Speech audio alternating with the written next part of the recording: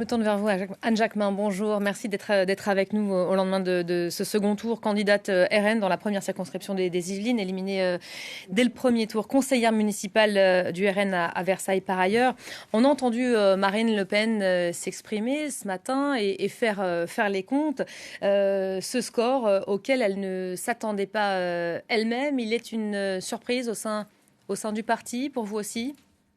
Alors, oui, oui, pour tout le monde, si vous voulez, vous avez raison. Il est vrai que ce scrutin ne nous est pas très favorable. Le vote de scrutin fait en sorte qu'il est toujours un petit peu compliqué de sortir des chiffres. Et bien malin est celui qui peut faire des projections qui sont là, on était quand même réalistes, très loin des si projections. Je crois que ce qu'on retient, c'est que l'Assemblée nationale va enfin pouvoir tenir son rôle. Et effectivement, on est vraiment heureux et enthousiastes que les Français les prennent en compte. Et pour nous, c'est vraiment porteur d'espoir et nous avons vraiment confiance que ça permettra aux Français d'ailleurs de revenir peut-être un peu plus aux urnes. Marine Le Pen qui dit aujourd'hui le RN, premier parti d'opposition, c'est pas vraiment le cas. Il y a la coalition de gauche qui se trouve juste devant avec 131 sièges et déjà une bataille d'amorcer, si je comprends bien, depuis ce matin. Vous parlez de coalition, on parle de parti, effectivement. En termes de parti, nous sommes réellement le premier parti d'opposition aujourd'hui. La coalition NUPS est une coalition dont les différents groupes sont relativement hétéroclites. Vous misez déjà sur la difficulté à s'entendre sur les textes au sein de la NUP ? Au sein de la NUP, oui, vous voulez, obligatoirement, vous avez une tendance. Si on prend l'exemple de l'énergie, vous avez les pro-nucléaires, les pro-sorties du nucléaire, déjà ça commence bien, ils ne peuvent pas de fond. Il y a des divergences absolument majeures sur les préoccupations et sur ce qui agite les Français. Qu'est-ce qu'elle représenterait pour vous, la présidence de cette commission des finances ? Parce qu'on comprend bien que Marine Le Pen, elle y tient aujourd'hui.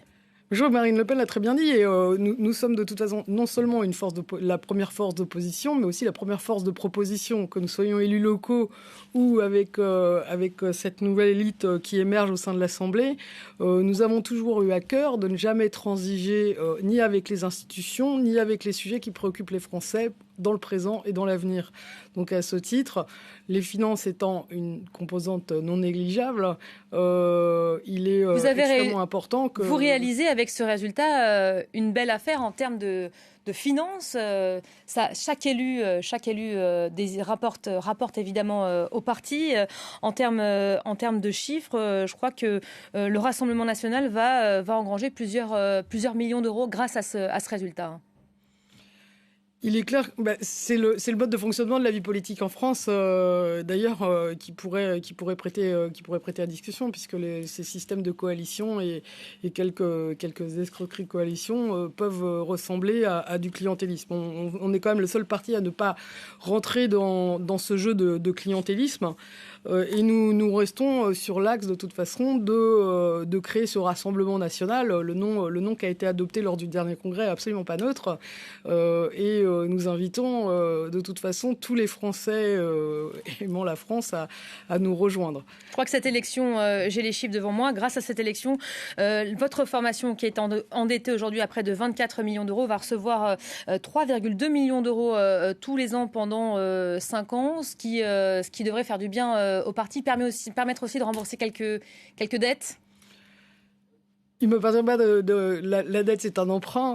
Je pense que ce sujet a été largement évoqué, si vous voulez.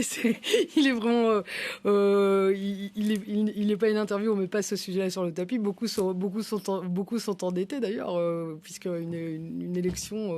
Mais pas une banque russe, c'est pour ça qu'on revient régulièrement. Mais pas une banque russe, voilà. Mais on aimerait tellement que ce soit une banque française que ce sujet, c'est vraiment pas la peine de revenir dessus.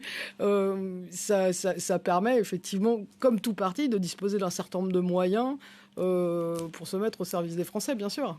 Pour ce qui va se passer plus tard et sur qui va faire alliance avec qui pour faire barrage ou pas, d'ailleurs, à la majorité présidentielle. Dans le brouhaha de la soirée électorale, les propos d'Éric Dupond-Moretti sont presque passés inaperçus. Et pourtant, le garde des Sceaux, qui s'exprimait face à Thierry Mariani, ancien LR ayant rejoint le Rassemblement national, a laissé entendre que le camp présidentiel, obligé de trouver des alliés pour obtenir la majorité, pourrait travailler avec l'extrême droite. Ce serait vraiment possible, ça ? Moi, déjà, l'extrême droite, non, on ne sait pas qui c'est, puisque, en tout cas, c'est certainement pas le Rassemblement national. Donc, c'est le premier point. À Thierry Mariani.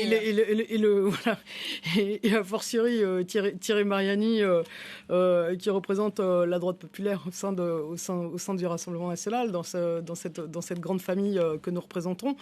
Et il est clair que pour Emmanuel Macron, cette majorité relative est un échec cuisant. Donc, il ne va pas pouvoir avoir les mains libres comme on lui avait laissé entendre lors de son investiture à l'Élysée. Merci beaucoup Anne Jacquemin, merci d'avoir été avec nous à ce lendemain de second tour